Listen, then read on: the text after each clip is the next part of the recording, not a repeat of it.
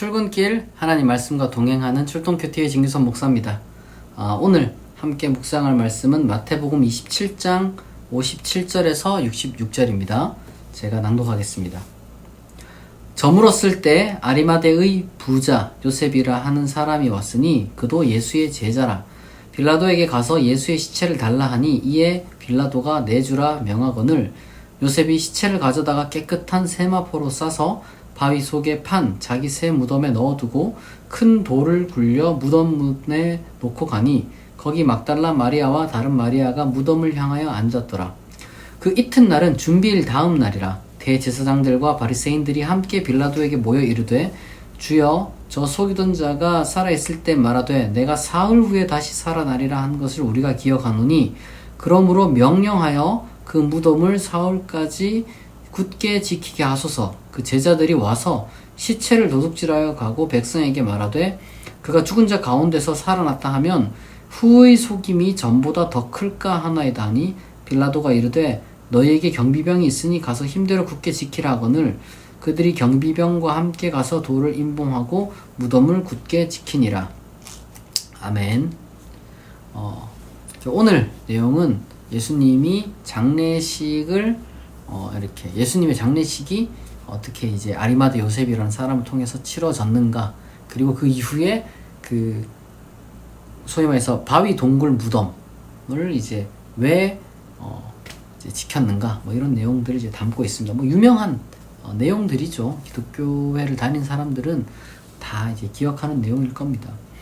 아마도 이 마태복음의 그 내용에만 나오는 거예요. 이제 무덤을 이렇게 지켜야 된다 이런 이야기는. 왜냐하면 실제로 이제 아마 유대인들 사이에서 이 마태복음이 쓰였을 때가 이제 1세기 후반 아니면 2세기 초 뭐 이때쯤이었을 것인데, 그때 유대인들 사이에서 이제 이미 사실 확인이 안 되잖아요. 이제 근데 예수님과 부활했다라는 이야기를 자꾸 하고 다니니까 이제 저기 초창기에 저기 예수의 제자들이 시체를 훔친 다음에 이제 시체를 숨긴 다음에 예수 부활했다고 거짓말하고 다녔다, 뭐 이런 식으로 이제 이야기를 퍼뜨리고 다녔을 것 같아요.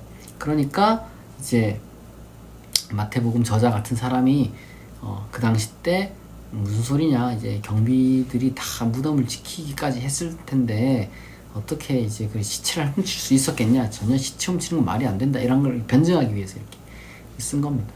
그래서 사실 마태의 이런 이야기들은 좀 특징이에요. 이제 마태가 무언가 이야기를 할 때 조금 더 그 이야기를 재밌게 좀 만들기 위해서, 이건 사실 신학적인 의미도 크게 뭐 이제 없습니다. 이제 마태가 이제 이런 추가하는 것들 중에는 대체적으로 신학보다는 좀 문학적인 어떤 그 재능이 빛을 발하고 변증적인 어떤 성격이 이제 굉장히 좀 많이 있을 때 이제 그런 내용들이 있죠.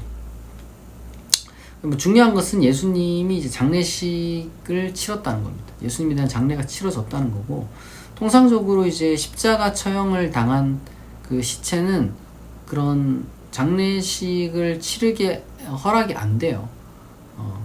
이제 왜냐하면 십자가 처형이잖아요. 형벌이라는, 그러니까 그 벌은 십자가에 못 박고 죽었다가 끝이 아니라 시체가 비참하게 전시되어 가지고 다른 어떤 사람들이 경각심도 심어줄 뿐만 아니라 그 시체 자체를 수치스럽게, 그러니까 이제 독수리라든지 아니면은 뭐 들짐승에게 이제 그 시체가 뜯어먹히도록 놔두는 그런 잔인한 형벌, 그까지가 형벌인 거예요. 그러니까 그 형벌 자체, 십자가 형벌은 뭐 십자가에 못 박히고 죽는다, 여기가 끝이 아니라 시체가 그렇게 짐승한테 이렇게 뜯어먹히고 사람들에게 이제 그저 그 시체가 전시된 그것까지가 형벌이기 때문에 형벌이 안 끝난 거거든요. 그러니까 장례식을 치를 수가 없어요. 그러니까 시신이 완전히 그렇게 훼손되고 이제 그렇게 뭐랄까 그렇게 되면은 그제서야 치우는 거지, 장례식을 이제 또 치르지 못하게 또 막기도 했었고요. 왜냐면 본복이니까, 본복이. 그래서 어떤 이런 정말로 예수님이 이제 이렇게 장례식을 치렀겠느냐 사람들이 많이 생각을 하는데, 아마 근데 치렀을 거예요, 장례식을. 왜냐하면 이 뭐 유대인들이 그 유월절 그 거룩한 명절을 지금 지켜야 되는데, 비록 예루살렘 성 밖의 어떤 그 골고다라고 하는 어떤 그런 곳에 이제 십자가에 못 박긴 했지만 찝찝하거든요, 그게. 그러니까 뭐 호의를 가지고 이제 장례식을 치르게 된 건 아니고, 그냥 이제 빨리 시체를 좀 치우게 해달라, 우리가 넘긴 거 아니냐, 뭐 이런 식의 이제 딜이 있었을 것이고, 뭐 어쨌든 빌라도는 실제로 내줬을 거예요. 뭐 굳이 이걸 가지고 실갱이 버릴 만한 뭐 대단한 일도 아니었기 때문에, 이제 로마에 저항하는 것도 아니고 그냥 반역자 시체에 뭐 직접 유대인이 넘긴 거였으니까. 그러니까 이제 뭐 색출해서 잡은 것도 아니고, 로마와 유대인이 갈등을 빚어가지고 이제 지금 십자가에 매달린 게 아니라 유대인이 직접 뭐 이렇게 이제 넘긴 자였으니까 굳이 뭐 이제 실갱이 벌 이유도 전혀 없었을 거예요. 어쨌든 예수님에 대한 어떤 그런 장례가 치러졌습니다. 근데 뭐 이런 이야기들을 떠나서 지금 마태복음에서 우리가 이제 생각해 봐야 될 거는, 이게 참 많은 생각이 좀 드는 거죠. 예수님이라는 분을 우리가 제자들이 다 떠났단 말이에요. 제자들은 다 도망치고, 지금 여기 근데 이게 보니까 57절에 보니까 그도 예수의 제자라 이렇게 딱 돼 있네. 그도 예수의 제자라. 평소에 뭐 하다가 뭐 아리마대 요셉이라는 사람이 본래는 사내들인 공의 의원이라고 이제 다른 마가복음에 보면 나와 있거든요. 지금 그걸 싹 감춰놨죠. 그냥 아리마대의 부자 요셉이라는 사람, 이렇게 이제 사내들인 공의 출신이라는 걸 싹 감춰놨어요. 이제 예수의 제자기 때문에 이제 이런 무덤을 이렇게 마련해가지고, 그것도 새 무덤에, 자기 무덤에 이렇게 예수님을 두었다라고 이렇게 이제 새로 각색을 한 거죠. 근데 이제 우리가 이걸 보면서 느낄 수 있는 거는, 지금 마태복음이 예수님이 이제 무덤에, 돌 무덤에, 이제 동물 무덤에 고인이었고, 그 다음에 이제 나중에 이제 내일 되면은 이제 부활할 것이다. 사실은 뭐 그 이야기를 지금 빈 무덤으로 이제 발견되기 위해서 이제 그런 이야기를 지금 하는 건데, 이게 우리가 지금 예수님의 어떤 그 부활을 이야기하기에 앞서서 예수님의 장례를 지금 우리가 좀 생각을 좀 해보면은, 만약 우리가 어떤 사랑하는 누군가가 이렇게 이제 죽었단 말이에요. 그러면은 그 사람에 대해서 우리는 어떻게 해야 될까?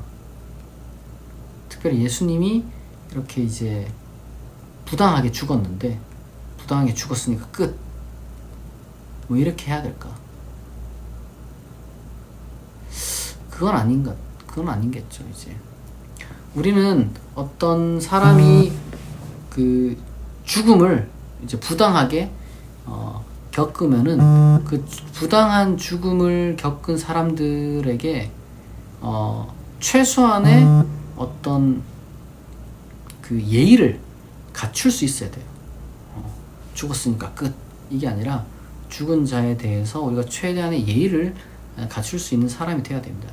죽은 자에 대한 예의가 너무 없어요. 제가 봤을 때 요즘 세상이 너무 그래요. 악플도 너무 심하게 달리고, 뭐 죽은 사람 탓하고, 뭐 이런 문제들이 너무 많습니다. 저는 우리가 이제 죽은 사람, 그러니까 근데 이제 제가 여기서 말하는 거는 이런 의로운 자의 죽음이에요. 의로운 자의 죽음, 의로운 자의 부당한 죽음, 그걸 묻어둬서는 안 돼요. 저는 최근에 어떤 그 신문들을 보니까 부당한 어떤 의로운 학생의 부당한 죽음에 대해서, 요즘 학교 폭력 이런 거 많이 있잖아요. 그러니까 너무 많아요. 학교 폭력이든 가정 폭력이든 뭐 아니면 그냥 진짜 무슨 폭력이든, 어쨌든 간에 우리가 그런 것들을 묵과해서는 안 됩니다. 그러니까 우리가 이제 또 엄청나게 많은 그 사건 사고들을 또 겪으면서 공적으로 우리가 이제 반성해야 될 그런 사건들이 많이 있지 않습니까?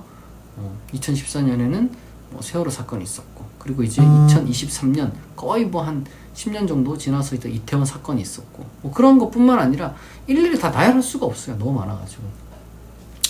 다만 우리가 이제 4월 달에 이제 있었던 그 세월호 사건 같은 거를 우리가 생각을 해보게 되면, 이 의로운 자들의 이제 부당한 죽음을 우리가 과연 이렇게 정말 세마포로 감싸듯이, 뭐 비록 뭐 시체를 어떻게 이제 그렇게 하냐, 장례식을 어떻게 하냐, 뭐 그런 문자 그대로 의미를 우리가 찾아가는 것이 아니라, 어떤 억울하게 죽은 희생자들의 넋을 위로한다기보다는 조금 더 이제 우리가 깊이 있는 차원으로 들어가서 그 사람의 죽음이 헛되지 않도록, 그 사람의 죽음이 부당하게 수치스럽게만 끝나지 않도록 정말 진실을 밝히는데 우리가 노력을 해야 될 것이고, 조금은 우리가 그런 부분에 있어서 우리의 마음을 좀 쓸 필요가 있지 않을까.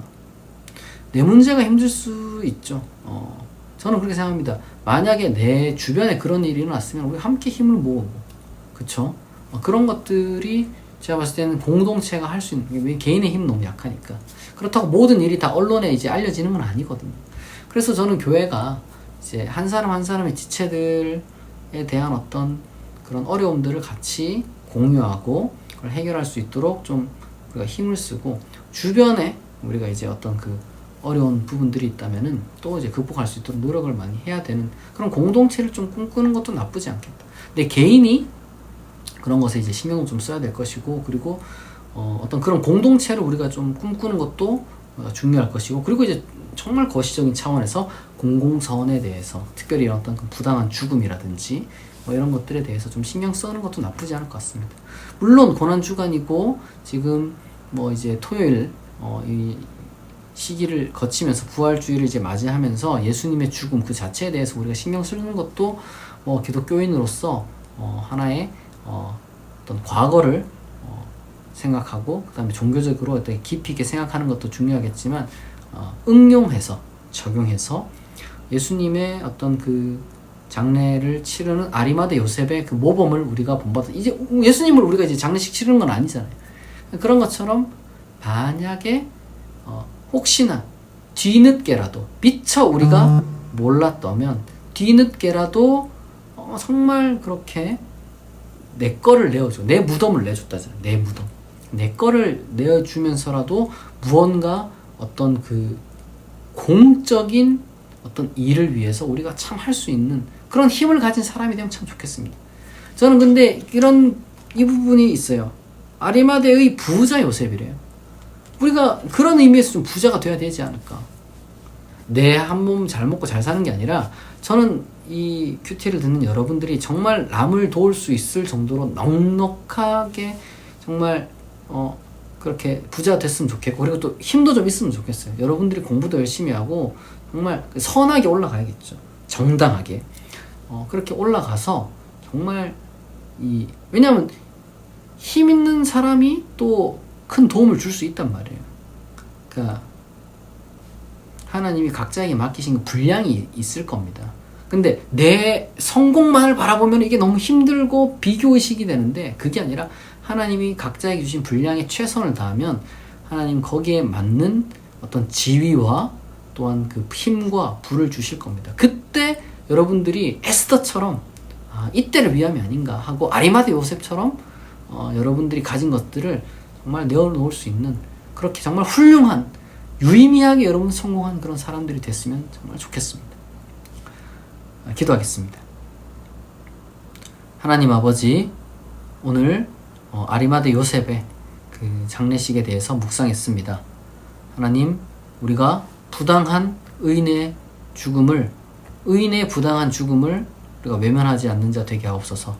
우리 개인이 그런 부분에 열려있게 하시고, 그리고 그런 공동체를 우리가 꿈꿀 수 있게 하시고, 거시적인 차원에서 사회적으로 또한 정말 전 국제적인 차원에서 우리가 그런 어떤 공공선에 우리가 이제 힘쓸 수 있는 자 되게 하시고, 또한 그 일을 감당할 수 있도록 하나님, 우리가 맡은 바 자리에서 성공하고 또한 힘을 얻고, 그리고 또한 부를 가져서 그 모든 것들을 약자를 위해서, 정말 의인을 위해서 쓸 수 있는 우리 한 사람 한 사람 되게 하여 주옵소서.